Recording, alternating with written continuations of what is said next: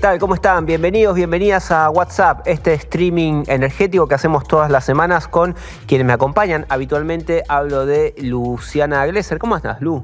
¿Cómo le va, Esteban Rafael? Muy bien, ¿vos? Me tocó acá tanque GNL, así que busco comprador. Está bien, bueno, te viste de gala para festejar el acuerdo con el FMI. Exactamente, estamos festejando, estamos de pogo, eufóricos. Así me gusta. Esta es la cara. Graco es la otra cara del acuerdo. Él acaba de venir del supermercado y así como vino del súper, llegó acá a grabar. Pero sin cepo. Estoy contento porque ya no hay cepo. ¿Estás libre? ¿No? Estoy libre, claro. Sí.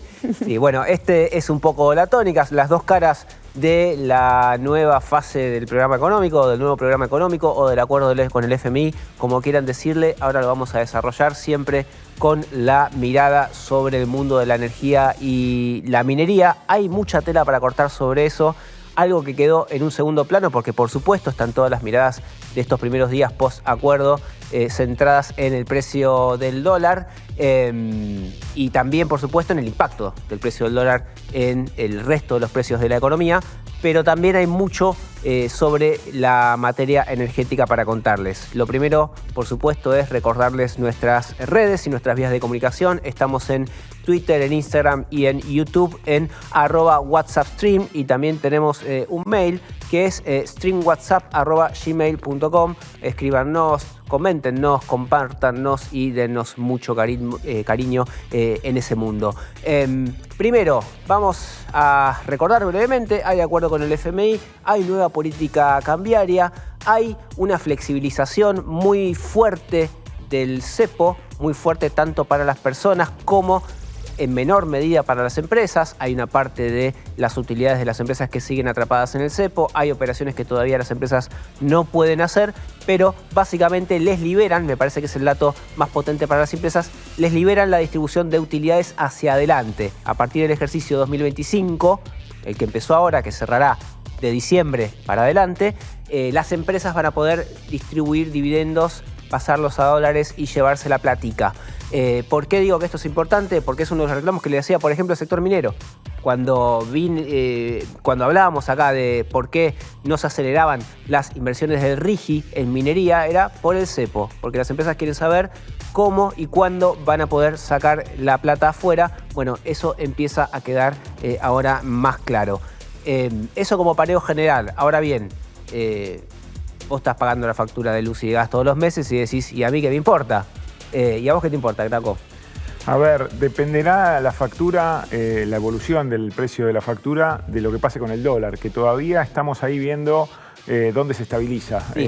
Se fue a 1230 el primer día, ahora estaba por debajo de 1200, habrá que ver a dónde para. Digo, esto no es menor porque si se consolida un valor del dólar ahora único, oficial, por encima de 1200 o hacia 1300, hacia el techo de la banda, se suma una presión adicional sobre las tarifas, que ya nosotros hemos hablado acá que iba a tener una serie de ajustes la tarifa, que es, por un lado, acompañar la inflación y, por otro lado, la RQT, la revisión quinquenal tarifaria, que le pone un 10% adicional por sobre la inflación. Ahora, ¿está claro de qué manera se van a retribuir los precios de la generación? Digo, los precios dolarizados, ¿sí? Que venían $1, dólar oficial, que venía con una banda que vos sabías que aumentaba todos los meses 2% y después 1%. Ahora ese dólar flota. Sí. ¿Cuál es la referencia para cerrar los contratos y por lo tanto para impactarlos en la factura? En algunos casos se suele tomar el promedio de los 15 días del mes anterior, okay. Entonces ahí se toma un valor. Lo que sí, en generación, a diferencia de en distribución y transporte, está dolarizado el precio. Eso. Entonces ahí directamente lo que hacen las productoras es traducir eso en pesos y cobrártelo. Ahí la discusión es, bueno, primero hay que ver dónde está el dólar, dónde quede, y ahí vas a tener un impacto adicional a lo que te dije antes. Vos tenés un ajuste para las distribuidoras por mes que acompaña la inflación, un ajuste adicional por la revisión quinquenal tarifaria, eso tenías que estaba gestionando el gobierno ahora, que te iba a dar, bueno, lo que sea de inflación más 10 puntos, prorrateado durante todo el año. Eso antes de la devaluación, antes del acuerdo con el fondo, antes de todo eso. Ahora, si el dólar se va, habrá que ver cuánto, por encima de lo que estaba, un 10%, supongamos, eso es una presión adicional. Y el tema es quién absorbe eso. Si lo absorbe el usuario, si el gobierno lo traslada a tarifas automáticamente, o si lo absorbe el Estado a través de más subsidios. En campaña electoral, uno duda qué va a pasar. Si no fuera campaña electoral, yo te diría lo va a absorber el usuario. Vinculado a eso, también dice el acuerdo que en algún momento de este año, probablemente a fin de año, se termina esta división en 3 grupos de la factura, de las tarifas, la segmentación, y pasamos a tarifa plena, tarifa social. Exacto, pero eso es para después de las elecciones. Falta. Yo lo pondría en duda porque lo cierto es que eliminar este esquema de segmentación es algo que se viene intentando desde el acuerdo que firmó Martín Guzmán, ya estaba planteado por el Fondo Monetario Internacional. De hecho, hay contratadas por la Secretaría de Energía 2 consultoras internacionales trabajando en un esquema superador, incluso el BID, y no llegan a un esquema superador. Y en la propuesta... Nosotros no podemos solucionar. Ni las consultoras ni el BID, y incluso en esta propuesta que postelectoral, ¿no?, para después de las elecciones, de la reforma del mercado eléctrico mayorista, se plantea esto, ¿no?, abandonar la segmentación. ¿Pero por qué? No habiendo un esquema que lo reemplace, uno puede entender que se va a ir a un esquema marginalista, que es el que el sistema inglés, el sistema que hay por ahora en Europa. Traducime esquema marginalista. Y es interesante verlo porque en un sistema marginalista va entrando la energía más barata primero, ¿no? Vos tenés Oscamesa, tenés el mapa de toda la energía disponible, vas habilitando despacho de la más barata a la más cara. Pero el precio que rige para todo lo que ingresó es el valor del último VAT. Entonces, con lo cual te sube, claro, te sube el costo. Acá me parece interesante marcar que con el acuerdo con el Fondo Monetario Internacional hay un volantazo, tanto en la política económica como en la política energética, con lo cual todo esto queda agarrado, digo, en veremos, no tanto la revisión quinquenal tarifaria, todo queda en veremos, porque hay un giro sustancial a partir de las exigencias del fondo. ¿Sí? Y yo creo que en algún lugar sí, porque, por ejemplo, si Tetamanti ya tenía planteada, ¿no?, como debería haber sido, porque una revisión quinquenal tarifaria es un laburo de mucho tiempo, en función a un precio de $1 y a un riesgo país, y te pasa esto, la verdad es que por lo menos tenés que volver a revisar todas las cuentas, que es lo mismo que está pasando con los proyectos del RIGI, presentados con un marco, una política cambiaria, y gira y de mínimo te obliga a la revisión. No sé si es mejor o peor. Pará, te voy a fantiar un poquito. Pero que venga ahora un inversor a decirme, no, yo te hice el RIGI con estas cuentas y ahora te hago otra. Yo soy Daniel González, viene un inversor con eso y lo saco a patadas ahí. Porque lo único que pedían los inversores era abrir el cepo y lo acaban de hacer. Pasa que los inversores también ven que esto es un acuerdo. Primero, que el plan de gobierno es semestral, porque lo que llega es hasta las elecciones y después no se sabe mucho más nada. Y el acuerdo con el fondo es trimestral, porque dentro de 3 meses va a haber una revisión por el cumplimiento de las metas de reserva. Sí, pero ya están las metas. Bueno, pero en todo caso, lo que se ve es que no hay, esto de la seguridad jurídica, hundir una inversión con 5 años, no hay una perspectiva hoy.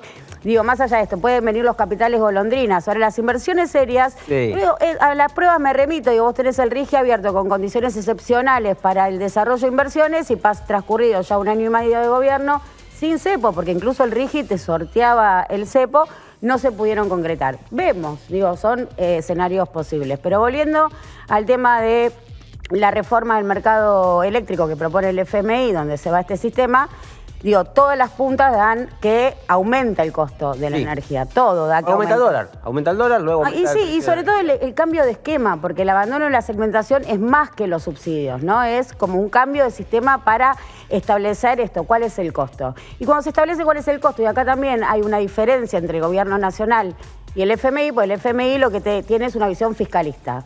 La energía se tiene que pagar algo que no comprometa las cuentas públicas, no importa cómo vos lo digas. Para el gobierno la lógica es maximización de ganancias, lo dice y lo dice explícitamente lógica de mercado. Claro, maximización de mercado. Lo que no hay es ninguna estimación del costo de la energía en función a lo que cuesta hacerla, ¿se entiende? O sea, ¿cuánto vale hacerla? Porque para determinar un precio lo primero que tenemos que saber es, ¿cuánto vale hacerlo? Eso es la gran incógnita de la economía argentina. Si lo tomás como un commodity, que muchos de los productos que genera el sector energético son considerados de esa manera, un poco que no se pone el foco en los costos, sino justamente en la cotización internacional, porque dicen que eso marca el ritmo de las inversiones. O sea, si vos ponés el petróleo por debajo, con un barril criollo o algo por el estilo, por debajo del precio internacional, se van a invertir a Medio Oriente o a algún otro lugar. Ese siempre es el argumento de las empresas. No digo que uno deba seguir esas reglas a pie y juntillas, pero un poco la lógica que está detrás del modelo que rige las inversiones en el sector petrolero es ese. Más, lo cierto más es que un análisis de costos, digo. Lo cierto es que con Vaca Muerta y todo, 2025 tiene un nivel de salida de inversiones. Estamos en negativo 1.900 millones de dólares, con lo cual no solo no entró un solo dólar ni para Vaca Muerta ni para el RIGI, sino que por el contrario se fueron. Ahora, me estoy mareando. ¿Qué tiene que ver acá la salida de inversiones? ¿De dónde viene? Estamos hablando de esto, de con las condiciones dadas para la llegada de inversiones, a partir del RIGI y a partir de la habilitación, tenés ese proceso inverso. Bueno, pero alguien vende y alguien compra, ¿no? ¿Quiénes son los que salen? Los extranjeros, lo que estamos viendo, ¿no? El fenómeno de... Bueno, pero, por ejemplo, Petronas acaba de salir de Vaca Muerta, pero compra Vista. O sea, hay que tenés ese resultado de IED, si vos te vas a fijar en el balance cambiario del Banco Central, el resultado IED, que es inversión extranjera directa, está en terreno negativo, 1.900 millones porque acumulados. Salió Shell en su momento. Shell no, una salida de inversiones. Eso fue salida de Exxon, pero entra Pluspetrol y pone plata. Sale... No, el resultado de la cuenta. La cuenta te da negativa. La cuenta negativa. Vamos a organizarlo porque estamos hablando de todo. Estábamos hablando del acuerdo con el FMI. El acuerdo con el FMI supone un cambio en la política macroeconómica. Ese cambio en la política macroeconómica supone probablemente cambios en las tarifas. Sí. Supone probablemente cambios en la tarifa social en algún momento, de acá a fin de año, probablemente más cerca de fin de año. Y supone también la desregulación del mercado eléctrico. Yo hablaría de un cambio de lógica en la concepción de la política económica en general, donde se ven y se reflejan en la política cambiaria, se refleja en la política energética. Digo, los acuerdos con el Fondo Monetario Internacional justamente lo que quitan son la autonomía de las decisiones del gobierno nacional sujetas quedan a las determinaciones del fondo. Entonces, en esos matices entre lo que venía haciendo el gobierno nacional, que de hecho intentó desregular, una cosa que le pide el fondo es que ni Camesa ni Enarsa, o sea, que Camesa y Enarsa dejen de proveer de combustible líquido a las generadoras, que es lo que están haciendo hasta ahora. Esa es la desregulación. Esa es la desregulación. Este gobierno lo intentó. Hay un punto de contacto. El gobierno lo intentó y no pudo porque no por ninguna regulación, sino porque son las propias las generadoras las que no, o sea, ahora lo tienen subsidiado, no quieren perder ese subsidio, lo que implicaría, bueno, un mercado libre o un contrato entre privados sin que juegue el Estado ahí de intermediario. Bien. Te sumo un dato sobre tarifas subsidios. Antes de que se saliera del cepo y tuvieras la modificación, el deslizamiento, diría el gobierno, del tipo de cambio oficial, la consultora de Economía y Energía de Arceo dijo que si el dólar aumenta 10%, eso impacta en subsidios o en tarifas, digamos, pero en subsidios 233 millones de dólares más. O sea, si antes de la campaña o durante la campaña, mejor dicho, antes de las elecciones, el gobierno decide absorber el eventual costo adicional que sume la suba del dólar, sería cada 10% unos 250 millones de dólares. Ahora, ¿tiene margen? Y pensá que en algún momento Argentina pagó de subsidios 2,8% del PBI. Te estoy hablando en el final del gobierno de Cristina. En la pandemia también volvió a subir después de que Aranguren lo bajara. Massa lo había llevado a 1,5 el PBI. Sí. Este gobierno lo bajó a 1 el año pasado y las proyecciones para este año eran 0,7. Ponele que ahora hace un poquito más y decide aguantar durante la campaña de cara a las elecciones, no le va a mover el amperímetro tampoco. O sea que yo no creo que ante las elecciones, y este es el punto, no va a haber un aumento significativo de tarifas. Después, que Dios nos ayude. Bueno, no sé si Dios nos va a ayudar. El que probablemente sí nos ayude es el primer entrevistado que tiene la gentileza de visitarnos. Hablo de Damián Vlasic. Él es analista de Equity de Portfolio Personal Inversiones de PPI.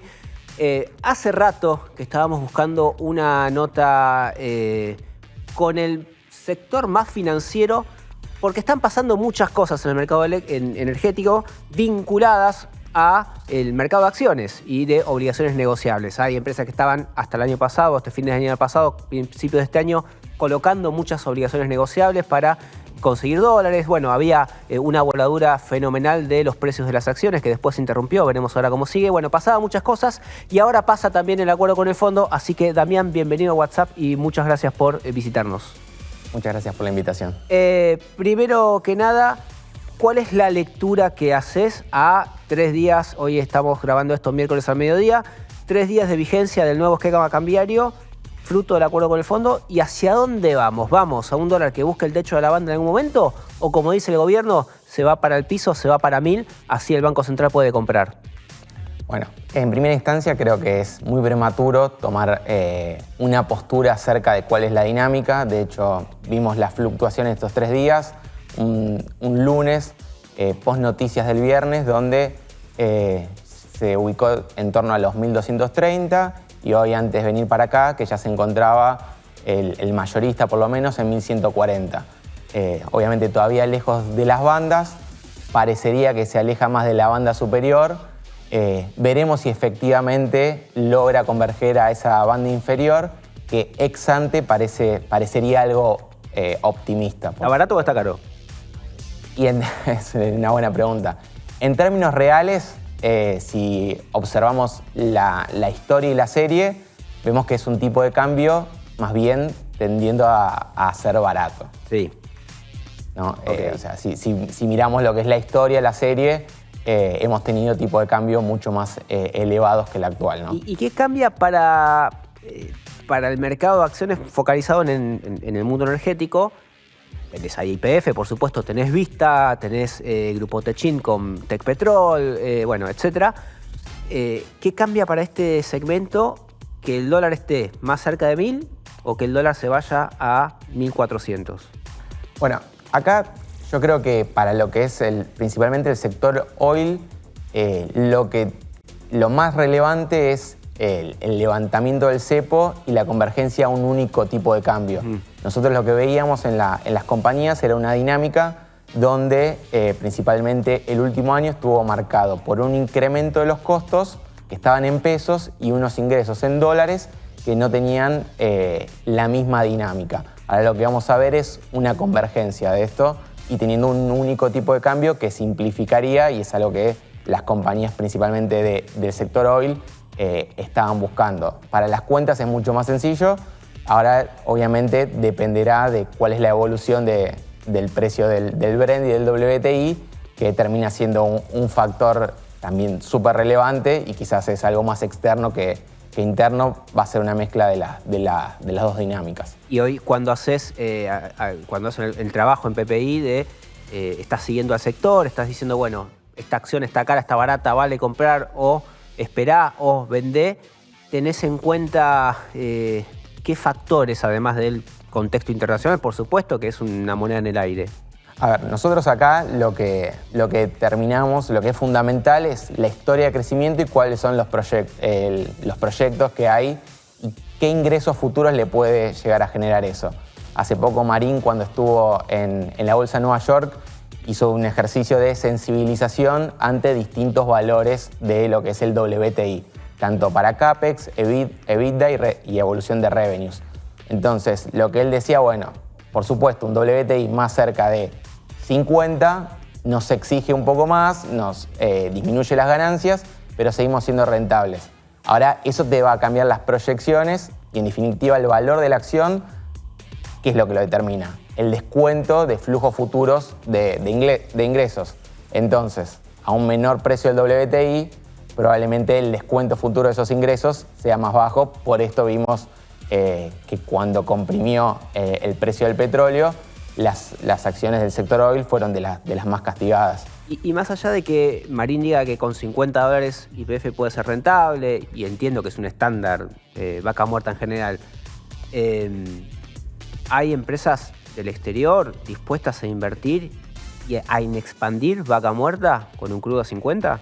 Bueno, ese es uno de los grandes interrogantes.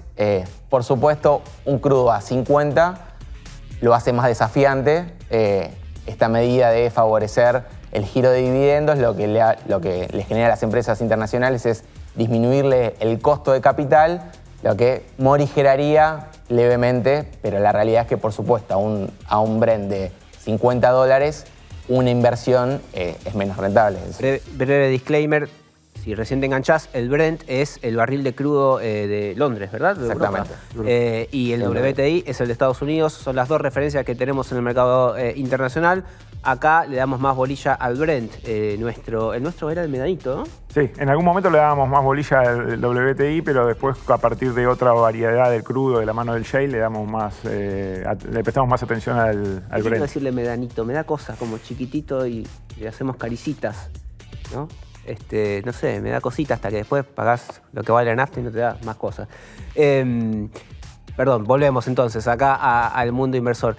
Venía pasando que las empresas energéticas eran las que estaban haciendo punta de lanza, Pampa, YPF y demás, para emitir ONs. estaba la plata del blanqueo, los dólares del blanqueo, era una oportunidad muy atractiva para las empresas para tomar esos dólares. Son empresas que producen dólares, por lo tanto no están descalzadas, y aprovechaban esa liquidez. ¿Cambió el contexto o tienen todavía más margen para hacer eso? No, yo creo que tienen margen, obviamente va a estar atado a la evolución de los proyectos. Por ejemplo, nosotros veíamos que Vista fue una de las últimas que emitió ONs, tenía caja y liquidez por estas ONs que había emitido de aproximadamente 900 millones de dólares y presuponía que detrás tenía alguna inversión o iba a realizar algún merchant acquisition, como hizo alguna compra. Sí, acaba de comprar Petronas. Exactamente, justo fue la participación de Petronas en Vaca Muerta. En Vaca Muerta, sí, por más o menos 1.300 millones de dólares. Petronas ya terminó con esto, cierra su participación en el país, ¿no? Exactamente, va a mantener una... Queda como accionista de Vista. Exactamente, queda como accionista de Vista, va a ser ahí una sociedad conjunto, pero oficialmente, nada, va a ser... Se fue de GNL primero. Exactamente. Se fue ahora de lo que le queda en Vaca Muerta y queda ahí como accionista de Vista. Bueno, pero entonces, ¿todavía ves que le queda margen como para...? Sí, por supuesto. Cito el caso de Pampa, por ejemplo, que está desarrollando Rincón de Aranda. Son compañías, en general, las del sector, que tienen un nivel de apalancamiento muy bajo, por lo tanto, y generan dólares, por lo tanto, tienen margen, son compañías de buena calificación crediticia y tienen margen para seguir desarrollando esto que profundizaron bastante el año pasado. Pampa, les decía, está desarrollando Rincón de Aranda, hoy produce aproximadamente 5.000 barriles diarios de petróleo, tienen el estimado de llegar a 45.000 en los próximos años. Bueno, parte del financiamiento podría venir de la emisión de nuevas. Ahora, vos, no sé, yo soy inversor, voy con mis pesos o mis dólares, y yo veo todo este potencial que tiene Vaca Muerta, veo que se está haciendo el contexto, decís que la apertura del cepo, la relajación del cepo les da todavía más atractivo. También veo lo que pasa en Estados Unidos, también veo que Trump un día se levanta y baja los aranceles al iPhone, al día siguiente le sube los aranceles al resto de China a 234%, pasado mañana por ahí está más dispuesto a negociar y después se cae. ¿Qué hacemos con los dólares? ¿Los ponemos o los pesos? ¿Los ponemos en Vaca Muerta o los ponemos en algún lado más calmos? Ahí yo creo que el instrumento de obligación negociable como tal, de compañías de buen carácter crediticio, son una alternativa interesante. Mencionamos el caso de Pampa, mencionamos el caso de YPF, Vista, YPF Luz, demás, tenemos varias, donde si bien estamos en un mundo globalizado, en cierta medida es indefectible tener algo de volatilidad. Realidad que como instrumento las obligaciones negociables, primero es renta fija, lo cual tiene menor volatilidad que renta variable. Es decir, no es lo mismo comprar una ON de Vista que la acción de Vista. Okay. ¿No? De hecho, el precio de la acción va a variar mucho más, correlaciona mucho más con la variación del precio del WTI o del Brent, que es lo que debería fluctuar la ON, que depende más de los fundamentals de la compañía en nivel de apalancamiento, etc. Como dijimos, son empresas que tienen bajo nivel de apalancamiento, entonces no tendrían riesgo. No están súper endeudadas. Exacto, no están súper endeudadas, no tendrían riesgo de no pago, que es uno de los principales riesgos que tienen estos instrumentos de renta fija. Entonces, para el inversor más conservador, es una alternativa viable, devengan una tasa de interés cada X periodo, 6 meses o un año, depende del instrumento, y después se amortizan al final.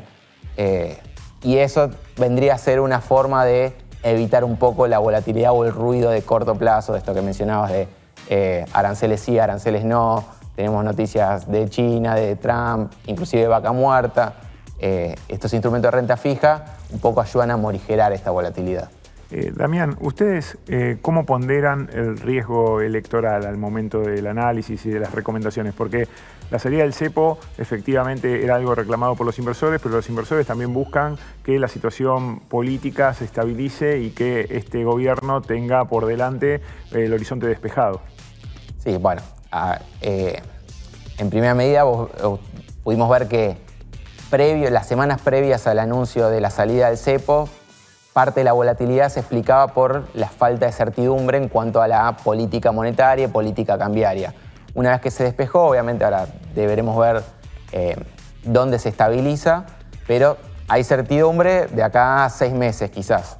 no quiero ser reiterativo con la alternativa de instrumentos, pero bueno, invertir en globales, que quizás es un instrumento en bonos argentinos soberanos o subsoberanos, los provinciales, tendría una volatilidad mayor y capturaría más el riesgo político. Al invertir en obligaciones negociables, que son bonos que emiten las empresas, estaríamos un poco exentos de esta volatilidad más relacionada con lo político. Ahí el riesgo pasaría a ser, estoy exagerando, ¿no? Pero digo que eventualmente la compañía se quede sin cash flow para pagar la deuda. Exacto. Porque le cambian radicalmente las condiciones y no tiene plata para honrar sus compromisos. Exacto. Ese sería el principal riesgo. La realidad es que las compañías que mencionamos son compañías que tienen una posición de caja bastante importante, que en general que generan efectivo trimestre a trimestre, a pesar de estar en un periodo de expansión, sobre todo aquellas que están realizando inversiones en vaca muerta. Entonces, este riesgo está bastante acotado, por lo menos en las compañías que mencionamos. Y este escenario, ¿no? Este escenario que está, ¿no?, de apertura, ¿no? Una apertura que está sostenida por un esquema antibandas, iba a decir, un esquema entre bandas. Antivandálico. Respaldado por 12.000 millones de dólares. Me pregunto por la sostenibilidad de eso, ¿no? ¿Tiene fecha de vencimiento? ¿Cómo sigue? ¿Ves que esto sea lo que vaya a sobrevenir después de las elecciones? ¿Hay otra devaluación en puerta? ¿Cuánto se agota, no? Hay quienes ya hablan de que este dólar ya está atrasado incluso a 1.400, ¿o no? Sí, a ver, son varias preguntas. La realidad es que, por supuesto, el escenario es complejo, sobre todo estamos en un año político y la volatilidad prácticamente es inevitable. El desembolso del fondo, el anuncio con el BID, el Banco Mundial, la aparición de repos que nos dan más espalda, un poco apuntan a mostrar que el Banco Central tiene la espalda para mantener este esquema cambiario, que es muy nuevo, es muy reciente, y no me atrevería a decir que... No le daría fecha de vencimiento a 3 días de haberse anunciado. Damián, tenés... ¿Por qué? Sí, porque hay como, bueno, está bien, si ahora estamos todos contentos porque nos sentimos libres. Yo me siento... Disfrutémoslo hasta que vuelvan las cadenas. No te noto muy contenta, te noto cierta ironía. No, me da miedo que da bronca la es una libertad. sensación, me da miedo que sea solo No sabe qué hacer con la libertad, Rafael. ¿Qué pasa? No, quiero decir que a mí no me cambia nada porque yo no tengo excedentes para dolarizar, me va más parecido a la mayoría de la población que a ustedes. Porque sos una mandrila. Porque los mandriles no tienen excedentes. En cambio nosotros, que somos ensobrados, agarramos los sobres y los... Pregunta sobre las ON, que es esta emisión de deuda que salieron a tomar sobre todo las empresas energéticas. ¿Cuánto esto estaba asociado al diferencial que obtenían en tasas, no? Porque entiendo que muchos de estos créditos que tomaron los transformaron en pesos justamente para hacerse ese diferencial y que iban ganando, ¿no? Ahí dólares mes a mes y que ese es un poco el esquema que van a sostener ahora. En general estaba más apuntado a obtener financiamiento del mercado, inclusive algún inversor extranjero, y evitar quemar la posición de caja que tenían. Yo creo que esto es algo que se va a mantener, inclusive en esta sin cepo, lo que esperaríamos es que converja aún más a la tasa. Veíamos que teníamos emisiones al 7, al 8%, esto sobre todo en las compañías de alto nivel crediticio debería converger y parecerse más a sus pares de emergentes. ¿Qué es cuánto? Y 4%, por ejemplo, 5%. Eso es un por escenario muy debajo de... optimista. Siguen pagando caro, siguen pagando un poquito caro entonces. Teniendo en cuenta que la tasa libre de riesgo hoy, un treasury a 10 años es de 4,3, salir a financiarse al 5 o 6 no me parecería caro. De hecho, es inferior a lo que podría emitir deuda Argentina como país. No, incluso si lo ves desde el otro lado, si vos tenés, no es tu caso, yo me reendeudaría al 5, yo voy, si a mí me dejan en dólares al 5 voy a endeudarme. Si vos sos una persona que no sabe qué hacer con su plata, con sus dólares. Craco, por ejemplo. Yo trabajé en Página 12, así que no sé por qué por dudan. eso, tenés ahí. Bueno, ahí tenés una posibilidad también relativamente interesante. ONs de empresas energéticas empiezan a hacer una opción, incluso probablemente hasta más segura que un bono soberano. Estás haciendo una recomendación de compra, Rafael, te aviso. Te cuida del equity, te cuida de la variación de las acciones. Rafael está haciendo una recomendación. Eso no hay ninguna duda. Como instrumento, la obligación negociable tiene menor volatilidad que el equity no hay duda, e inclusive tiene menor volatilidad del soberano, habiéndose utilizado en el pasado como instrumento de cobertura en cuanto a renta fija local, ¿no? Damián, muchísimas gracias. No, gracias a ustedes. Ahora, mientras nosotros vamos a escuchar al querido Diego Golombek, que nos trae un informe sobre el superpoder del asado, lo cual es una genialidad, pero como yo ya lo vi, voy a aprovechar estos minutos para hablar con mi broker y decirle qué hacer con toda la montaña de guita que gano haciendo WhatsApp. Mientras tanto, ustedes miren y aprendan.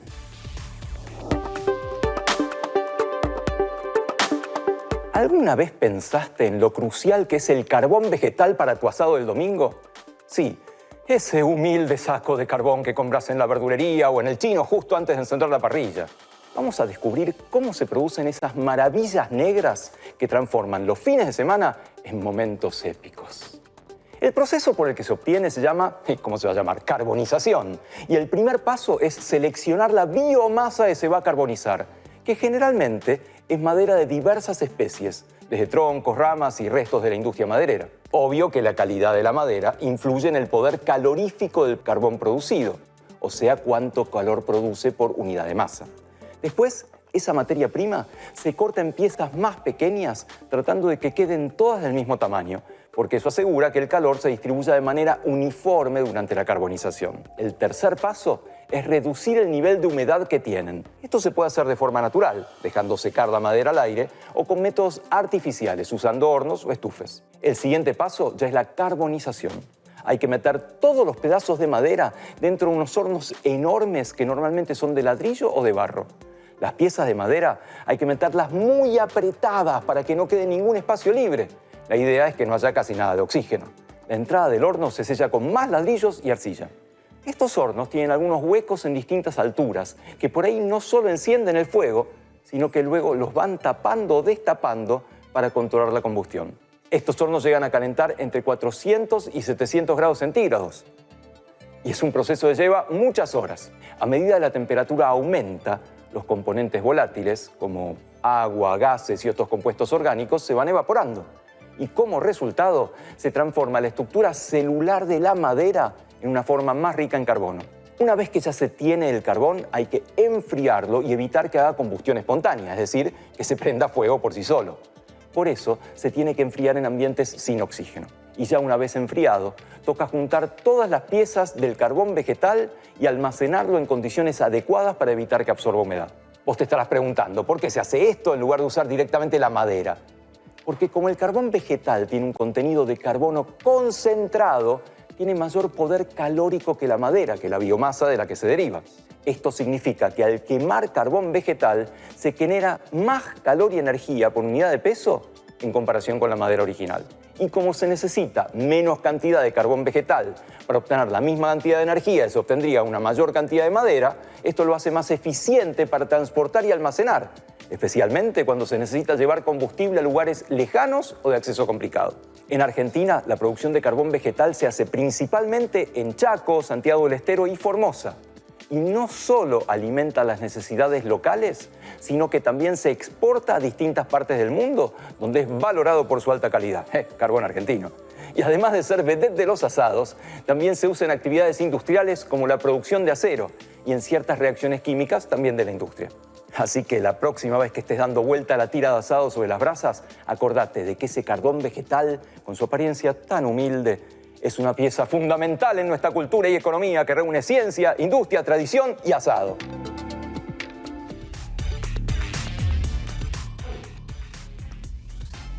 Además de todo, me dio hambre ahora Diego Golombek, así que yo igual no puedo dejar de quererlo, es algo que me supera. Espero que lo disfruten tanto como yo. Momento ahora sí de hablar con nuestra segunda entrevistada del día de la fecha. Vamos a cambiar el frente, venimos a hablar con Damián, analista él del mundo financiero, recomendaciones prácticamente de por qué hay tanto furor por los activos del palo financiero vinculados a Vaca Muerta.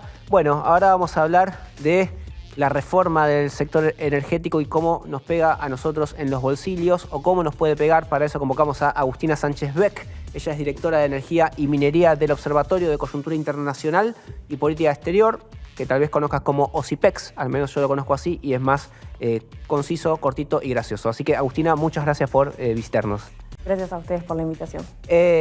Recién Lu Glesser venía hablándonos sobre una de las cositas que está incluida en el acuerdo con el fondo, que es la desregulación del mercado energético y esta ambición de que ya el gobierno viene señalando que no sabe cómo hacer, de que sea el mercado el que empiece a no sé si autorregularse, pero sí autogestionarse los precios de la energía que después llega a nosotros vía tarifas. ¿Cómo ves eso y qué tan viable es? Mira, a mí me parece que es importantísimo hablar de eso porque nos permite ir a una discusión de fondo.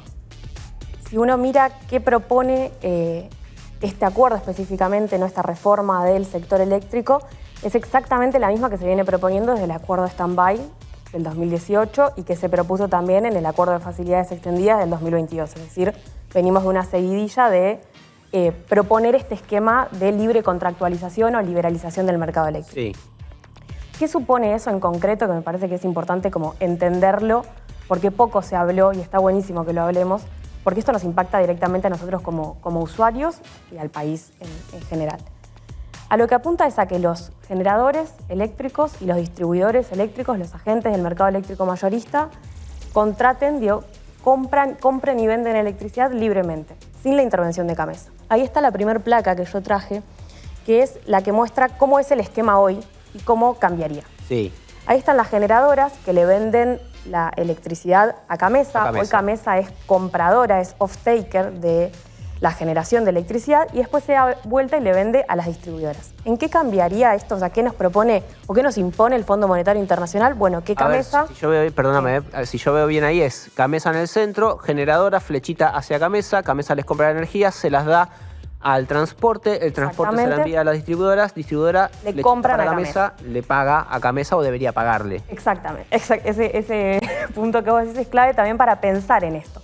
¿Por qué? Porque para mí es profundamente contradictorio lo que nos propone el fondo y yo les quiero compartir a ustedes 4 contradicciones principales. ¿Qué propone la reforma del fondo del sector eléctrico? Eliminar el rol de CAMESA. Es decir, que CAMESA salga de comprar la electricidad y de venderla. Es decir, las que distribuidoras compren a las generadoras. Exactamente. Entonces ahí hay una primera contradicción, que es, si volvemos a la placa, vas a ver que hay 2 tipos de mercados. Uno que es el mercado de contratos, son contratos en dólares, y otro que es el mercado de spot, que es un mercado que está en pesos. O sea, hay 2 tipos de mercado para comprar la electricidad. La primera contradicción que te diría es macroeconómica. ¿Por qué? Porque el objetivo que tiene el fondo con esta reforma es reducir los subsidios. Vieron que pone una meta del 0.6% del PBI a los subsidios, que de nuevo es la misma que se viene estableciendo desde el 2018 y a la cual todavía no se llega. Perdón, un breve paréntesis ahí. El mero crecimiento de la economía no alcanza para reducir el peso de los subsidios en el PBI, por lo tanto que ese 1 de hoy sea 0,7 sin tocar nada. Para mí es un falso debate ese y a eso quiero ir llegando con esto que les estoy contando. ¿Por qué? Porque vos ya tenés parte de la compra de electricidad que hace CAMESA en dólares. Sí. Estamos yendo a un esquema de bandas. Sí. Ese esquema de bandas nos lleva a una devaluación, ¿no? Concretamente. Sí. Ya hubo una devaluación. El lunes asumimos que así rompo todo. Hablas de devaluación y me pongo nervioso.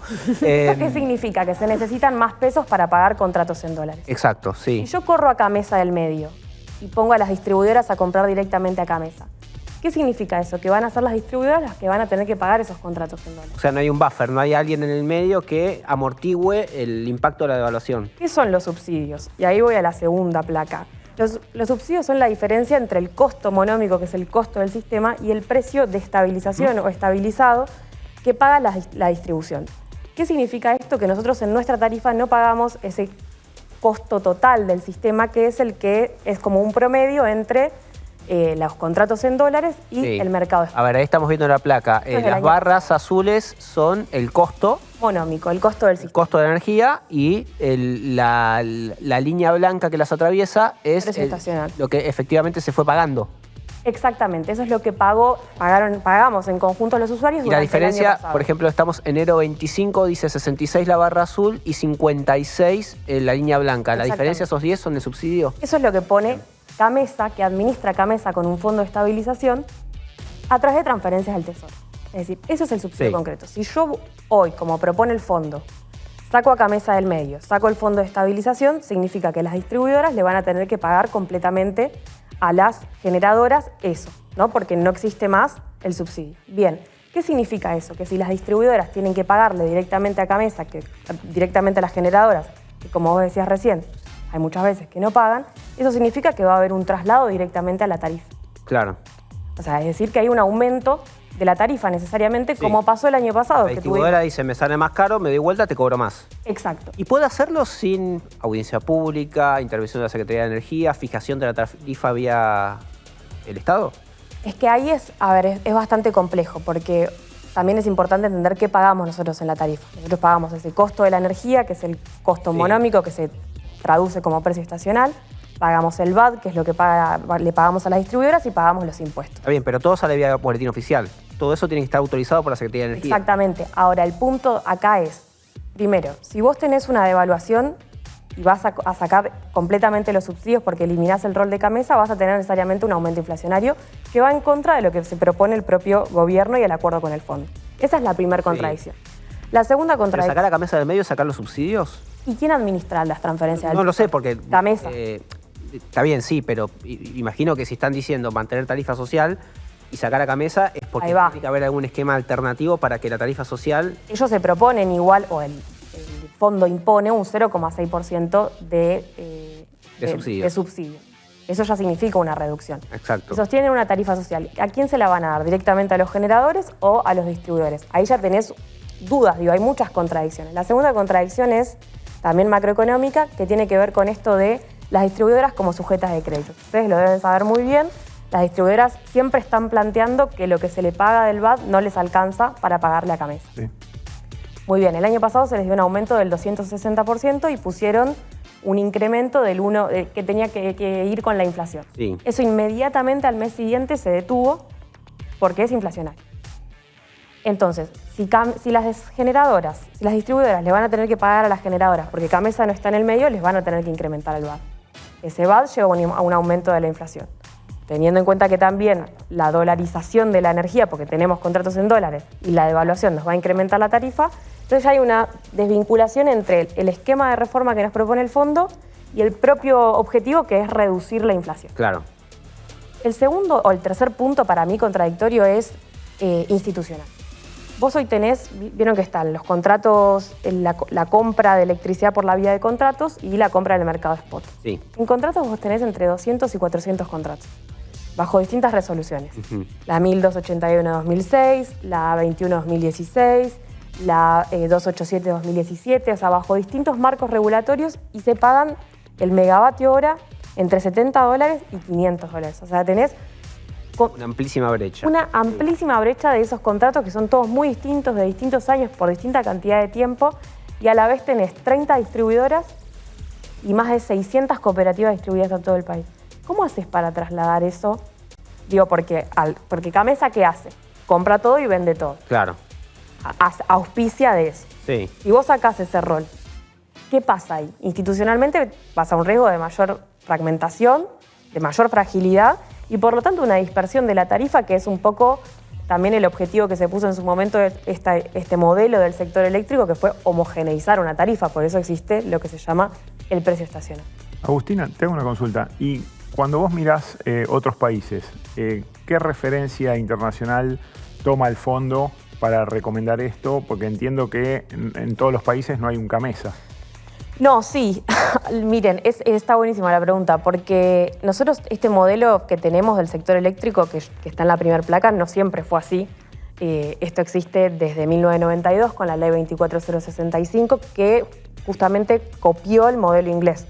NGC es Camesa, el ENRE es el OFER, y así hay un conjunto de instituciones que son muy similares y que los países han ido modificando porque ya está caduco, ¿no? Fue 92, convertibilidad. Exactamente. ¿Y eso qué regulación del Estado. Exacto. Y ahí es clave, porque ¿a qué apunta esta reforma que nos impone el fondo del sector eléctrico? A volver a rajatabla a ese esquema de la ley 24065. ¿Qué hacía Camesa en aquel entonces que cambió y hace distinto ahora? Primero, que ese rol Camesa no lo tenía, el rol de comprar y vender electricidad, solo despachaba técnicamente,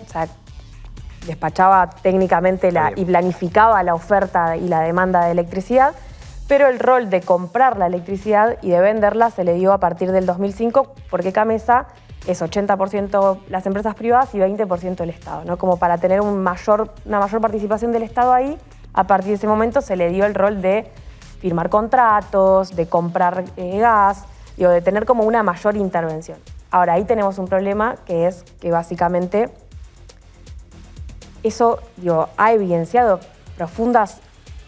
hay profundos problemas que no se solucionan con esto que nos viene a proponer el fondo. ¿Por qué te digo esto? Porque además, y acá quiero ir como al punto que tiene que ver con lo que ustedes me planteaban al principio, que para mí es el más importante, el fondo desde hace mucho tiempo y en todos los países que están endeudados con el fondo, Colombia, Ecuador, Egipto, les propone este mismo esquema. Hay una receta del sector eléctrico. Es el template. Te mandan este documento. Exacto. Y dice eso. Exactamente.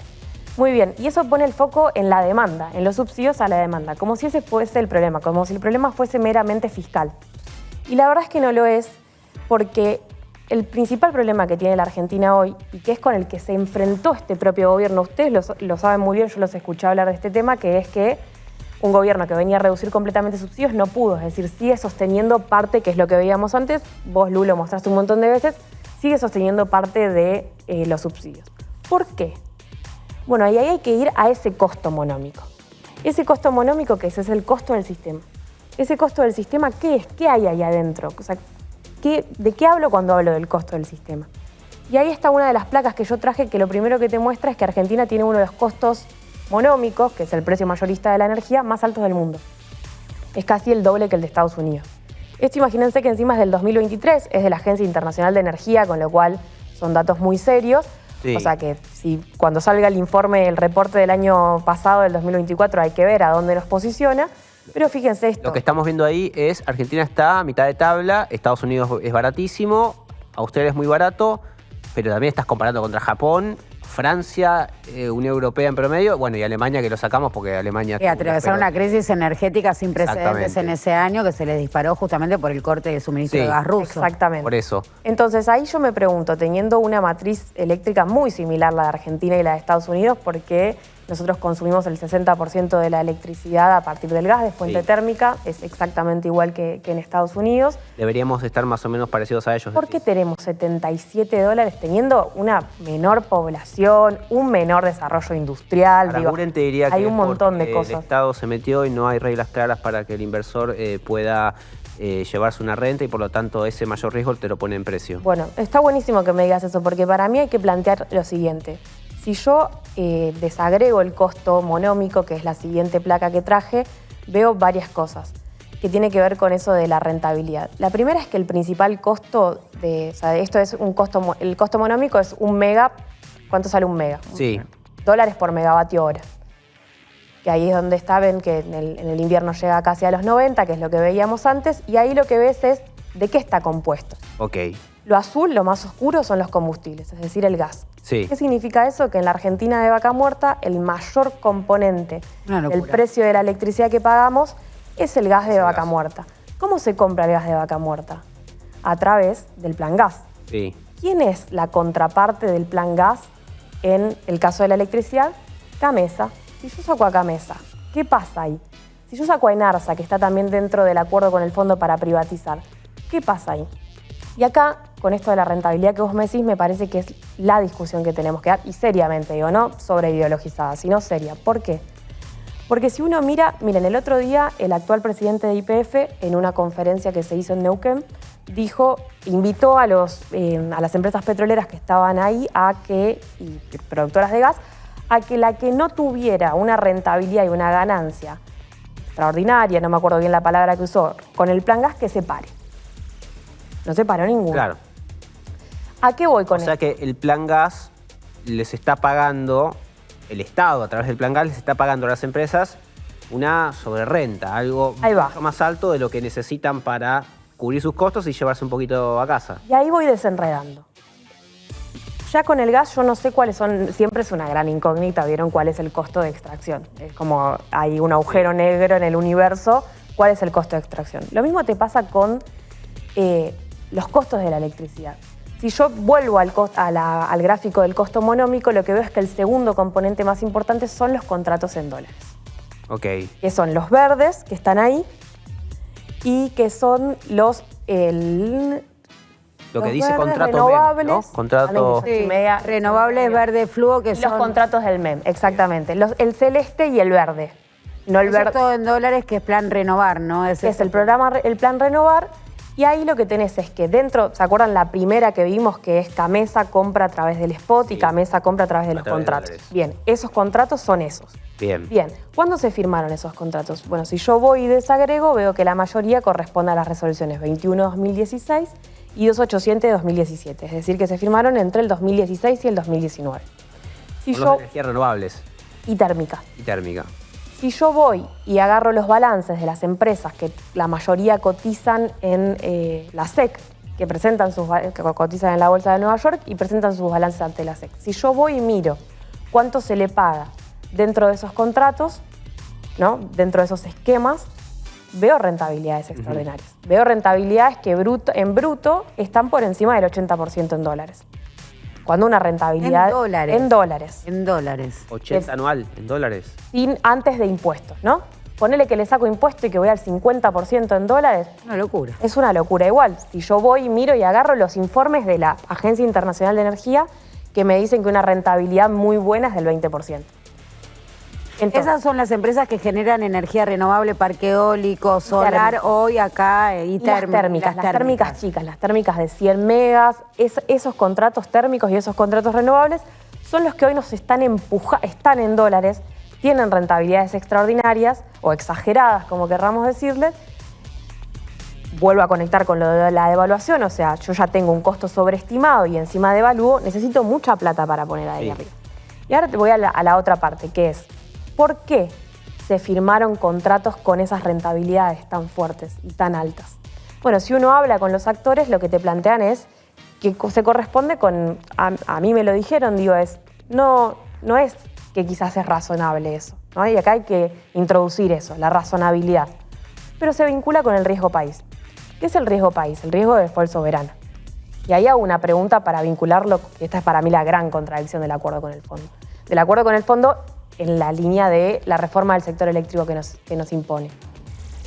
Seguir endeudándonos a estas altas tasas, ¿incrementa o reduce el riesgo país? Y ponele que lo reduce circunstancialmente porque se genera una percepción de estabilidad macroeconómica coyuntural, pero ya sabemos esto cómo termina con la nueva etapa del carry trade que se acaba de inaugurar hoy. Entonces, ahí hay una contradicción muy grande, que es que el sobreendeudamiento público te incrementa el endeudamiento privado. ¿Por qué se pagan esas altas tasas de rentabilidad en esos contratos? Porque ahí, en esos contratos renovables, en esos contratos térmicos, hubo financiamiento internacional. Sí. Hubo financiamiento bajo la modalidad Project Finance, hubo financiamiento de fondos de inversión, de bancos internacionales, que ponen la plata. Cuanto más riesgoso se perciba el país, más alta es la tasa. Exacto, y el crédito es muy caro. El otro día un exsecretario de Energía lo planteó y dijo, y esto varios funcionarios del gobierno actual lo reconocen, que el riesgo financiero es tan alto que te conviene importar electricidad y no hacer más proyectos de generación. Y yo ahí digo, ¿está bien eso en un país con los recursos que tiene, con los recursos naturales y mineros que tenemos, pensar en importar electricidad porque es más barato que financiar un proyecto de generación? Y creo que ahí tenemos que dar una fuerte discusión. Y además me parece que entonces tenemos contratos dolarizados con rentabilidades exageradas, con altos costos de financiamiento, y a la vez ahí está la otra parte, que yo lo decía con el gas. ¿Nosotros sabemos cuánto cuesta generar 1 megavatio de electricidad por cada una de las fuentes? ¿El Estado sabe? ¿Conoce? ¿Por qué el fondo no nos ayuda con eso? ¿Por qué el fondo, en lugar de plantearnos, de poner solo el foco sobre la demanda, no nos ayuda también con la oferta? A darle al Estado herramientas para tener mayor conocimiento. Entonces, que yo sepa que a vos lo que te sale producir esto y lo que te voy a pagar después en los contratos es razonable. Y después vemos y ahí es donde es la otra parte, ¿no? Digo, seguir sobreendeudándonos solo va a incrementar ese riesgo financiero y ese riesgo, si uno mira un gráfico que está por todos lados de los vencimientos de capitales e intereses que tiene la Argentina y mira el balance de cuenta corriente, ve muy bien que la capacidad de pago de la Argentina... A ver si te... Lo dice el propio Fondo Monetario en el acuerdo, ¿no? Sí, El propio dice... en el acuerdo alerta sobre una alta improbabilidad de pago o una capacidad de repago dentro de 20 años. Y es gracioso porque en un momento, en un parrafito, recuerda como diciendo, miren, Argentina es el país al que más plata le prestamos. Le vamos a prestar 20.000 millones más. De acá a los próximos 3 o 4 años, la deuda sobre la cuota va a estar en 1.200%. O sea, va a estar en niveles estratosféricos. Es como que se atajan los tipos. Yo te lo digo nomás. No ese es el staff técnico respecto a la decisión política. Claro, totalmente. Pero bueno... ¿Puedo sumar una consulta? Vamos cerrando después. En el esquema actual, con tantas regulaciones y, por ejemplo, con el precio del gas de vaca muerta regulado a través del plan gas, si vos retirás regulaciones, ¿el precio no iría para abajo? No hay experiencia de eso. Y Digo porque algunos en el gobierno están diciendo eso, que en realidad lo que mantiene el precio alto son algunos acuerdos que se han firmado en su momento para justamente tratar de incentivar la inversión. Exactamente, en un momento de mucha incertidumbre, de mucha crisis y de la historia que ya sabemos que Argentina ha tenido en estos últimos años, pero que en un escenario de estabilización, si vos dejás de alguna manera de intervenir, los precios podrían llegar a ir para abajo. Ese es el argumento oficial. Mira, yo lo que creo es que eso no se evidenció nunca en la Argentina, que al contrario, y que de hecho por eso existen ese tipo de regulaciones, que yo igual creo que hay que revisarlas. Cuando yo digo que hay un plan gas de $3.5 y que las propias empresas te dicen que eso ya es una rentabilidad muy alta y después hay otros plan gas de $10, el millón de BTU, digo, che, ahí hay que revisar cosas. Bueno, en su momento Aranguren lo iba llevando 6 o 7 y después eso no llegó nunca. Ahí va. Entonces, si a eso se apunta, ¿no? Digo, la verdad es que la experiencia te muestra otra cosa y ahí me parece también importante ir un poco a la historia, ¿no? Porque en un momento eso fue así durante la convertibilidad y ahí vos dijiste algo clave, la estabilidad. Hoy Argentina no tiene una estabilidad macroeconómica y por más de que te generen una percepción de estabilidad macroeconómica pisando el tipo de cambio, que es lo que pasó ahora. No sé, el otro día las empresas de productoras de gas y de petróleo de Vaca Muerta te decían que un pozo en Vaca Muerta hoy es un 40% más alto que en Estados Unidos, que en Perme. ¿Por qué? Porque hay inflación en dólares. Entonces, digo, ahí me parece que hay que revisar eso. Y la última contradicción, y que está vinculado con esto, me parece que tiene que ver con... Vieron que se plantea mucho esto del sistema marginalista, de volver al sistema marginalista de despacho, que vos, Luz, yo sé que siempre lo mencionás. Lo acaba de explicar justamente hace un ratito. Ahí para mí hay una contradicción que capaz ya lo dijiste, pero que es clave, que es que tiene que ver con... Ellos dicen, bueno, primero que en el acuerdo con el fondo no está. O sea, el acuerdo con el fondo en realidad no dice nada en concreto de la reforma del sector eléctrico. Solo dice la resolución 21-2025 es un hito en esto que elimina, digamos, o que modifica la resolución 95-2013, que era la que eliminaba los contratos del mercado a término, es decir, entonces en definitiva uno interpreta que vuelven los contratos del mercado a término, pero después no hay mayores definiciones, o sea, eso es importante aclararlo. Pero después sí se dice mucho esto de, bueno, volver al sistema marginalista. ¿Qué es el sistema marginalista? El sistema de despacho por costos marginales decrecientes, es decir, que primero deberían entrar las máquinas que menos costo tienen. Ahí yo me pregunto, los contratos de energía renovable bajo el plan Renovar tienen prioridad de despacho. Rompemos contratos. Como no rompemos un día, no rompemos otro día, rompemos. Yo ahí me pregunto, entonces, ¿eso está planteando el acuerdo con el fondo? O sea, ir a un esquema de inseguridad jurídica cuando este es uno de los gobiernos que se abandera en la seguridad jurídica, teniendo en cuenta el antecedente del pago con el bono en el primer trimestre del 2024 a las generadoras, lo cual ya puso en tensión, recordarán, sí, a AES llamando a los CEOs de acá para decir, che, ¿qué pasa acá? Para quedarme yo tranquila. Eso le puede llevar una demanda al CIADI. Exactamente, porque en ese nivel. Esos contratos, eso es importante decirlo. Tienen 1000 garantías esos contratos. 1000 garantías. Exacto, tienen garantía. La primera de Camesa, que ya ahí yo pongo, si yo voy a sacar a Camesa, ¿qué pasa? Porque Camesa es el off-taker. Sí. Bueno, la segunda es el FODER, que este gobierno también se propuso eliminar todos los fondos fiduciarios. La tercera es una garantía del Banco Mundial. Hay muchos proyectos de energías renovables que tienen una garantía del Banco Mundial y que justamente la resolución de conflictos se hace en jurisdicción internacional. Entonces ahí me parece que también hay una fuerte contradicción, ¿no? Yo veo esas 4 contradicciones en esta reforma del sector eléctrico que nos propone el fondo. Y ahí, para quedarme tranquila, quiero mostrar ese último gráfico que traje, que es el de los costos, específicamente térmicos, Para que quede claro lo que digo, no es que lo estoy diciendo a la Bartola, los contratos de la 21-2016 es la línea más alta. 21-2016 es la resolución. No, esta es contratos térmicos, específicamente, o sea, de gas, que se hicieron en el 2016. Es el costo más alto hoy que tiene el sistema eléctrico y llegó a $158 el mega. Claro.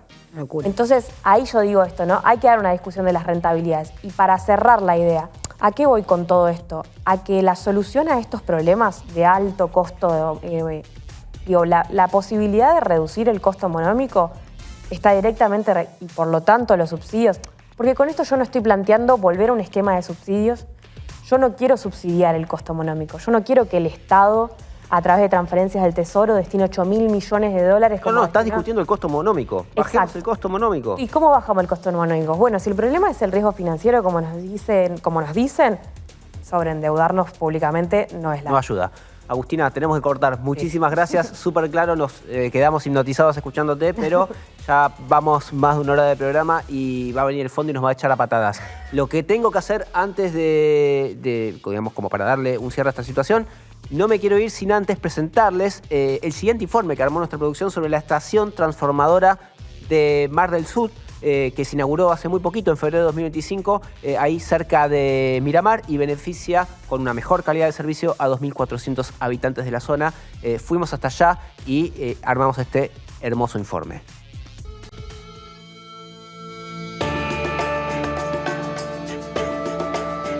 Mar del Sur ha crecido en los últimos 10 años un 100%. Ha pasado de 1.000 usuarios a acá cerca de los 2.000. Esto por eso que desde la Intendencia de acá de General Alvarado, especialmente con el intendente Sebastián Gianantoni, es el que venía bregando por la necesidad de darle a Mar del Sur esta energía, esta potencia. Realmente se logra hace 4 años con la gestión acá del gobernador, que se pone en marcha la licitación de esta subestación. El armado comienza en el año 2014, ya que la cooperativa en aquella época tenía 1.000 usuarios y la potencia que nosotros estábamos demandando de EDEA estaba alrededor de los 770 kVA, y la cooperativa deseaba ampliar su demanda y la empresa de EDEA nos daba máximo 800. Con la incorporación de nuevos usuarios en la cooperativa ya era insuficiente el abastecimiento en 13,2, la caída de tensión de la línea de 13,2 era muy importante y los problemas eran significativos. Entonces empezamos los trámites en la DPE y en el OSEBA a los efectos de ver cómo se podía realizar el abastecimiento en 33 kilovatios. Demandó mucho tiempo, ya que hubo que conseguir los terrenos, generar la ayuda municipal de parte del intendente, y bueno, en el año 2022 se concreta la idea y en el 2024 se termina la obra. La financiación del proyecto estuvo a cargo de la Secretaría de Energía de la provincia de Buenos Aires. La provincia de Buenos Aires es la que tomó esto en serio y fue la que realizó la licitación, y hoy en día ya está inaugurada, ya está en funcionamiento, y bueno, la verdad hay que agradecer a la gobernación que hoy en día podemos tener esta subestación, y en este pueblo que realmente es muy necesario el crecimiento, porque si no quedan estancados los pueblos en la provincia si no tienen estos desarrollos energéticos. Acá en este momento tenemos un abastecimiento en 33 kV, el cual luego acá se transforma en 13.200 volt, se alimentan nuestras líneas de media tensión y nuestros equipos de transformación transforman los 13.200 volt en 400 volt o en 230 volt, que es lo que alimenta a los distintos usuarios, ya sean de conexión trifásica o de conexión monofásica, como a su vez el alumbrado público. Eso es justamente la función de esta subestación. Por eso se llama subestación de transformación. Eso hace a que Mar del Sur hoy en día se puedan radicar empresas, se puedan radicar industria, se puedan hacer barrios privados como ya se está proyectando en el crecimiento más de Mar del Sur en distintos lugares, ya que la energía anteriormente era muy acotada. Y esta obra ha sido un gran adelanto para los usuarios de la cooperativa eléctrica, ya que le hemos asegurado un servicio de una calidad normal, ya que en épocas anteriores teníamos muy baja tensión en hora pico y eso se resultaba en que muchos usuarios tenían problemas de baja tensión, tenían que desconectar sus equipos para poder tener, aunque sea una luz intermitente. Imagínate que para los vecinos tener una energía que esté estabilizada, que sea buena, y siempre teníamos problemas de más que pasamos de 400 usuarios a casi 2.000 en temporada estival. Entonces la potencia de la energía que venía a Mar del Sur no era muy suficiente y hoy en día podemos decir que sí, estamos felices.